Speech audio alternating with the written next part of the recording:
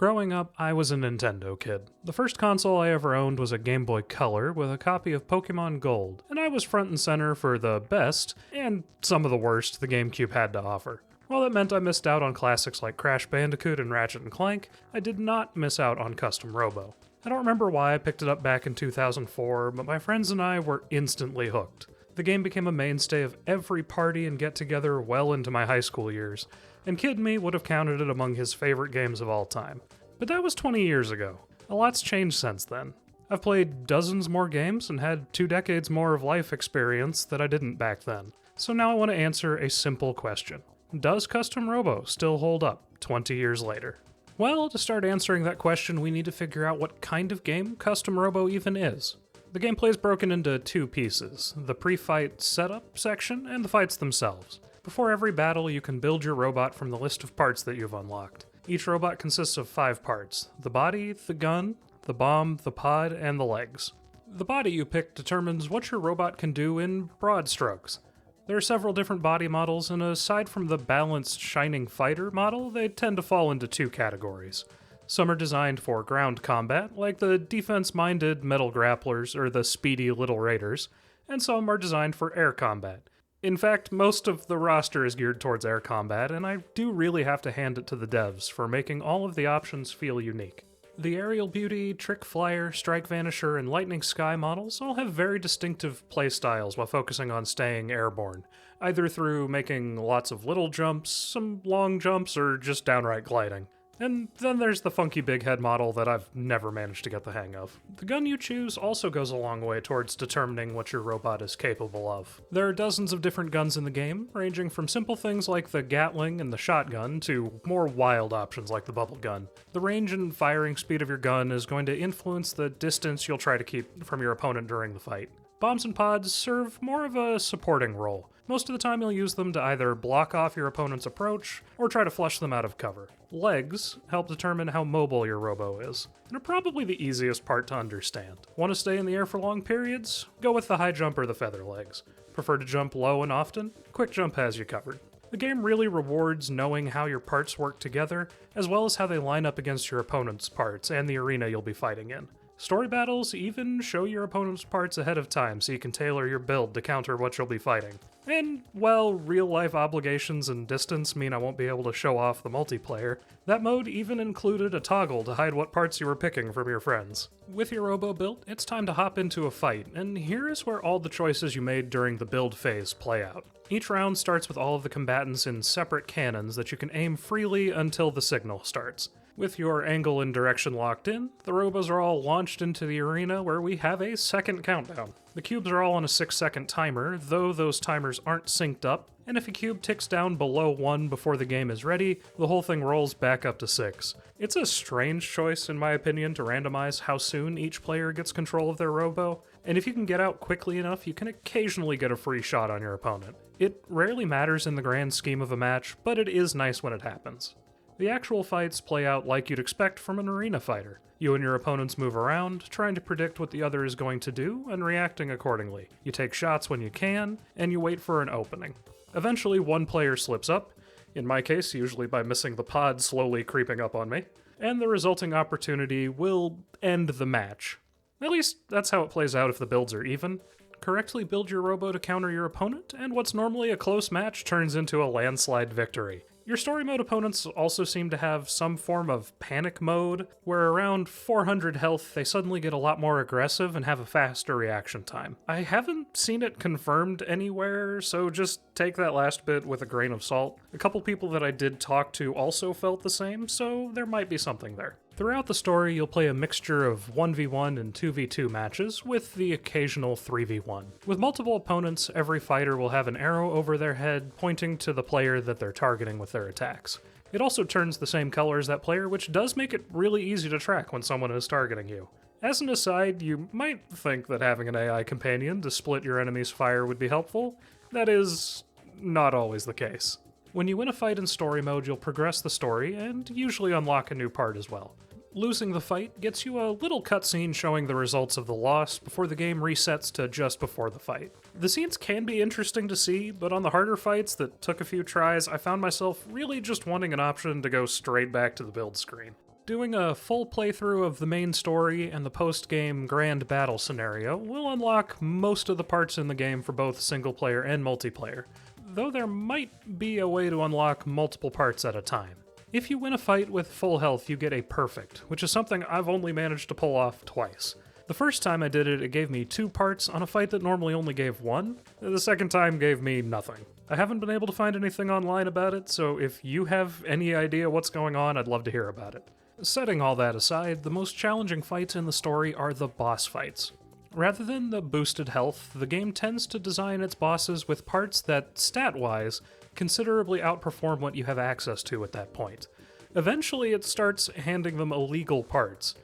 From a narrative standpoint, illegal parts are parts that are strong enough to injure or kill someone that they get used against.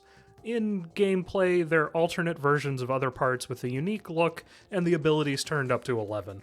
Eventually, you can actually unlock them for use in multiplayer, and you better believe if you pick them, you are the archenemy for that particular round. So with the gameplay out of the way, how about that story? If you want to play the game yourself and don't want to be spoiled, go ahead and do that now. Don't worry, I'll still be here when you're done. Now that's out of the way, let's dive right in. Custom Robo is the kind of story I don't think I've seen in a game for years. Things open up with a flashback to the main character's childhood. His dad hands him a unique watch as a birthday gift before being called back to work, and that's the last time that our main character sees his dad before his will shows up out of the blue many years later.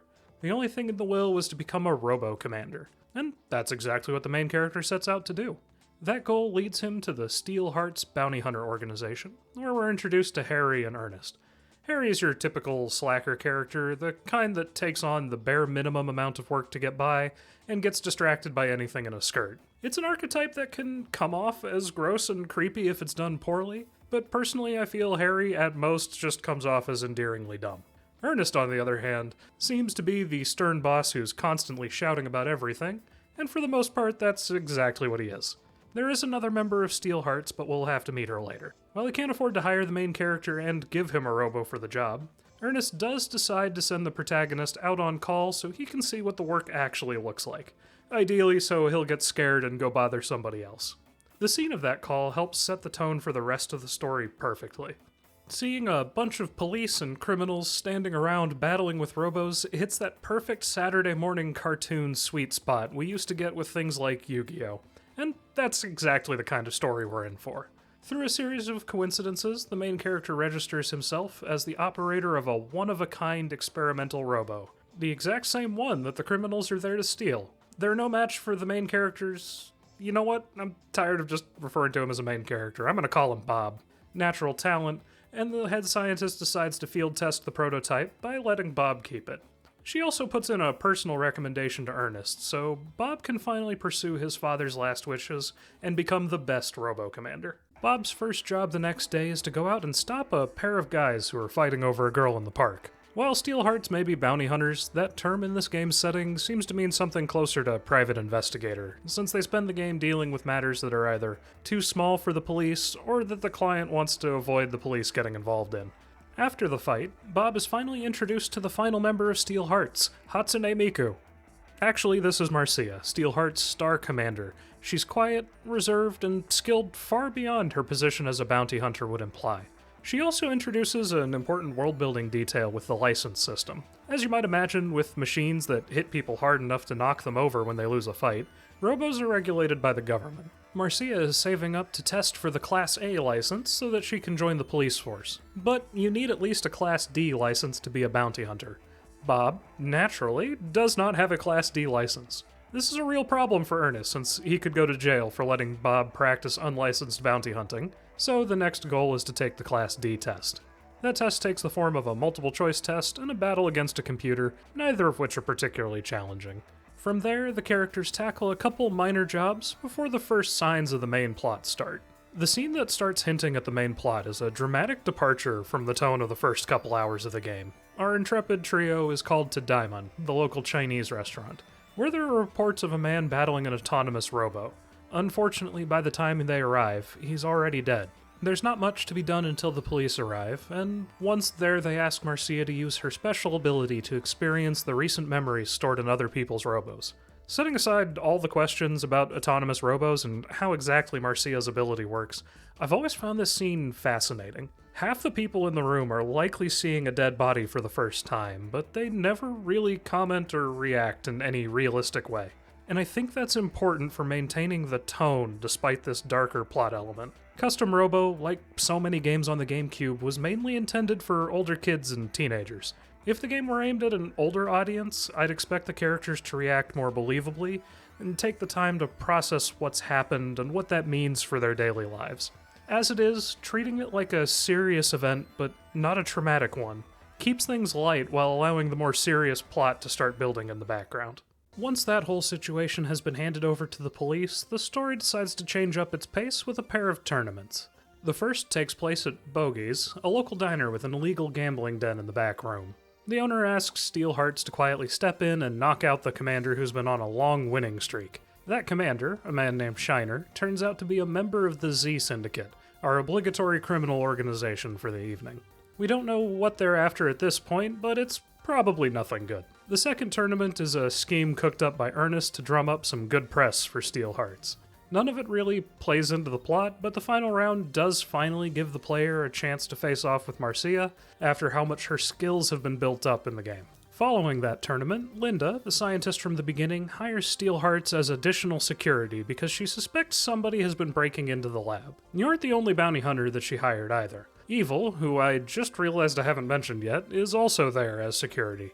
To briefly sum Evil up, he's the flashy, self-absorbed head of the Dark Blue bounty hunters, and serves as a rival to Ernest in the story, and the player as a recurring opponent through the early and middle parts of the game. Naturally, the Z Syndicate attacks the lab, but they don't seem to find what they're looking for. Marcia ends up losing to a lady who is probably an important figure in the organization, and Bob stepping up to fight her leads to a nice bonding moment for the three bounty hunters. One of the things that really struck me during this playthrough is that the cast is actually quite charming. Harry, Marcia, and the player character have a really fun chemistry, and enough screen time together for it to develop properly.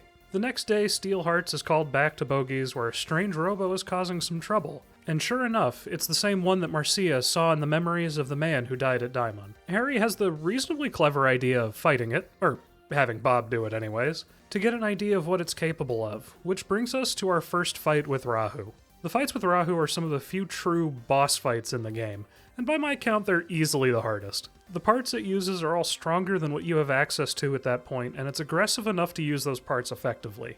In that way, these fights really are the true test of how well you've learned the mechanics so far. Eventually the thing goes down, which means it's time for the villains to show up. Fortunately, that is a problem that can be solved with a flamethrower. Unfortunately, right after we win, Rahu makes its escape to parts unknown. And here's where the story kind of gets tough to discuss. At this point, we're about halfway through the game, and by my count, just at the end of Act 1. We have our cast, the plot has been established, but none of the individual plot threads have quite started resolving. The entire middle of the story is a series of tournaments with not much in the way of plot happening. That's not to say that there's nothing. Marcia gets a nice resolution to her character arc, and Evil makes a very silly decision that puts Rahu directly into the Z Syndicate's hands. But overall, the plot stalls for a couple hours before picking back up just after the second tournament hosted by the police. When you manage to win that tournament, the Chief of Police asks the Steelhearts trio to take the S-Class license exam. The only thing that exam consists of is a fight against Rahu, and upon passing, and sleeping on whether or not they want to hear the truth or not, the characters are filled in on the actual history of the world, or at least what's left of it. There's a second, longer conversation later in the game that fills in more of the gaps than the first explanation, so I'll just synthesize the two to make things a bit easier to follow. Several hundred years before the start of the game, Rahu nearly wiped out the human race.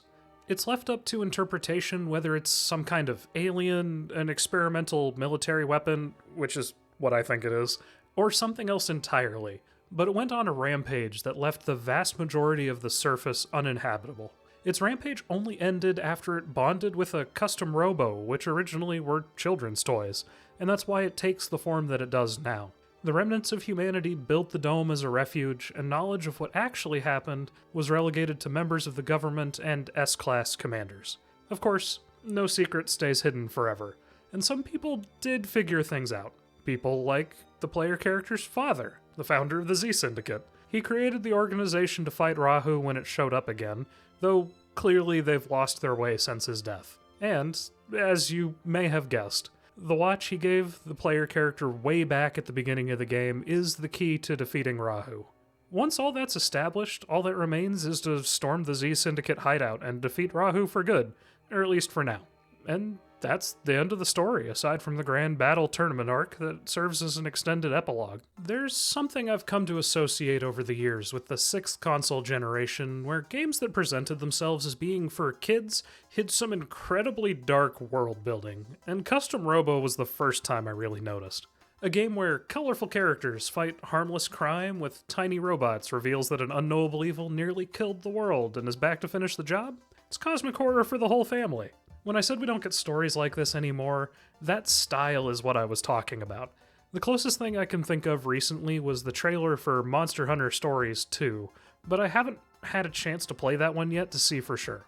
Revisiting Custom Robo now, there's really only one problem I have with the story. I wish it were longer. From start to finish, the whole thing took me about 7 hours to complete, and that's really not long enough to explore most of the cast to any reasonable degree.